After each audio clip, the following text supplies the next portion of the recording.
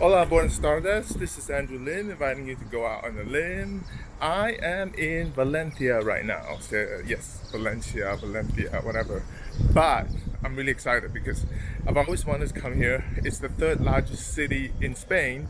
Apparently, it pales in comparison to Barcelona, which is a tourist trap, and Madrid. But apparently, from what I've read the last few years, it's quick becoming a popular tourist as well as expat destination. So there's a lot of hip bars here, apparently, coffee places, and some sites to check out.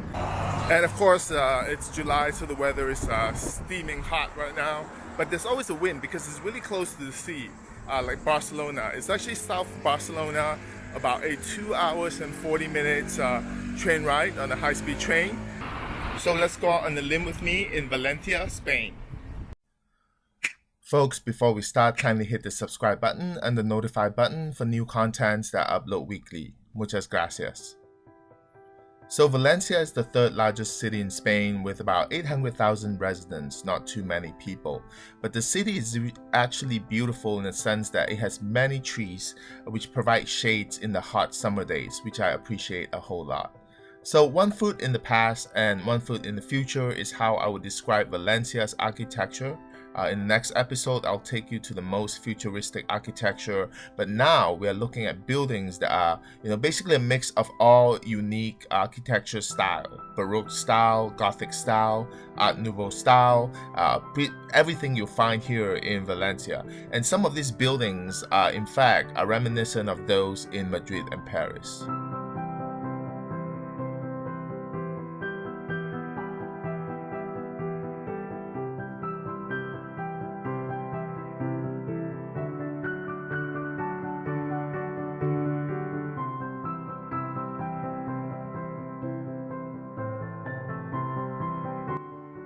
The old part of Valencia has a lot to see. Each of the sites actually provide the city with a unique persona.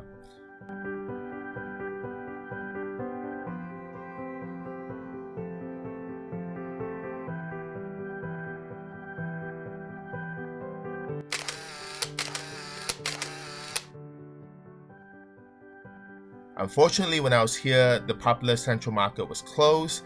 It definitely is a site worth seeing because it covers 8,000 square meters and the market houses over 1,000 food stands selling everything from locally caught fish, fresh produce to exclusive cured meats as well as fragrant spices, all under a beautiful dome.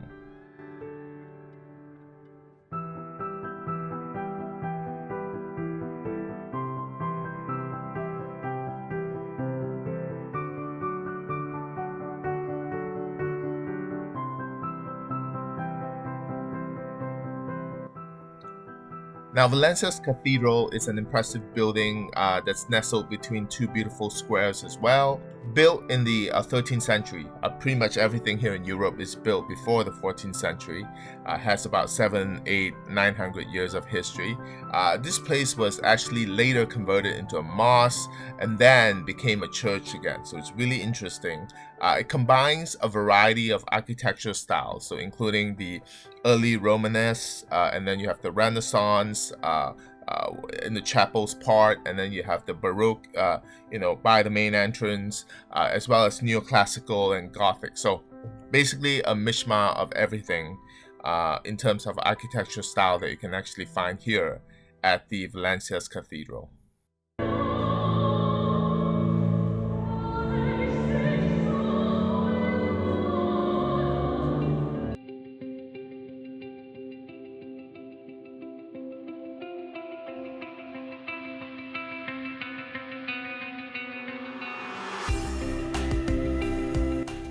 Now, the Basilica is worth a visit because it houses the patron saint of Valencia.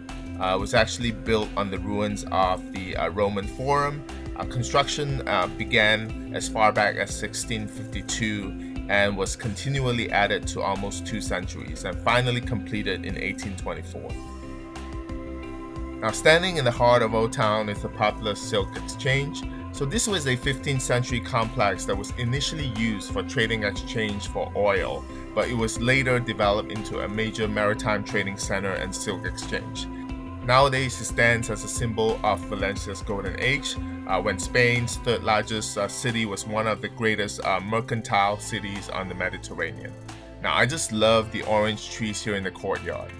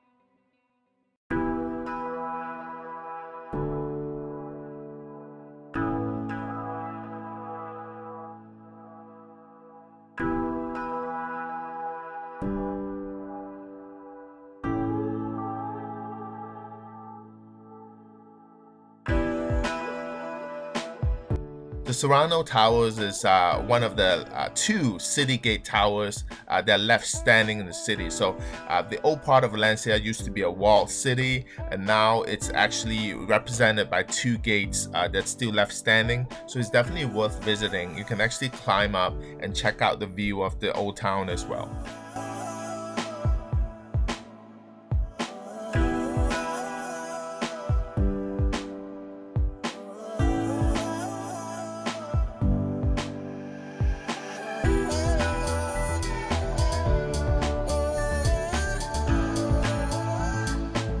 Hey guys, so far my impression of Valencia is, I think it's really nice. I mean, there's actually a lot of trees, a lot of gardens, and there's a breeze coming from the Mediterranean Sea. Even though it's a hot summer day, it's actually, the breeze definitely helps, not too hot. And I think it's, honestly, I think it's nicer than Barcelona. It's definitely an underrated city. Doesn't have the pea smell. The buildings are nicer. Actually, some of the buildings remind me of the buildings in Paris or Madrid. So I think I like Valencia. It's just a bit underrated, I think. It's not as popular when it comes to being a tourist destination, but it's definitely worth visiting. Overall, I love Valencia. Actually, much more than Barcelona. It's unique, it's quaint, it's small, it's charming, there's a lot to see. Its people are really warm and friendly. Perhaps more fascinating is their love for outdoor cafes. Here's a clip of why you fall in love with this city as much as I have.